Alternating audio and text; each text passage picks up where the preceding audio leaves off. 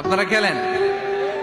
তো এই খেলা দেখে আনাস রাদিয়াল্লাহু তাআলা আনহু ভুলে গেলেন যে বিশ্বনবীর জামা আনতে হবে। উনি ভুলে যে উনিও দাঁড়িয়ে খেলা দেখতে শুরু করলেন। এখন ঘন্টার পর ঘন্টা যায়, আনাসও আসে না, জামাও আসে না।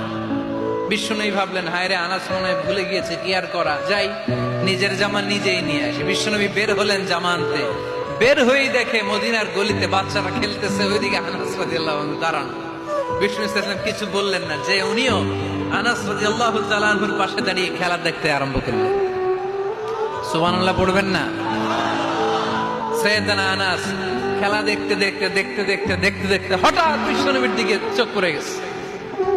বিশ্বনবীর চোখের দেখে যখন সাইয়েদনা আনাস রাদিয়াল্লাহু তাআলা আনহুর চোখ পড়ে গেছে, সাইয়েদনা আনাস বলে, আমার কলিজাটা এখান থেকে এইদিকে চলে আসছে ভয়ে।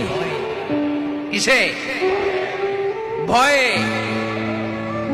উনি বললেন, আমার গলা শুকিয়ে যেতে আরম্ভ করলো, কাঁপতে লাগলাম। হায় হায়, এখন আমার মনে পড়ছে বিশ্বনবীর জামা আনতে পাঠাইছিল, ভুলে গেছে খেলার আবেশে পড়ে।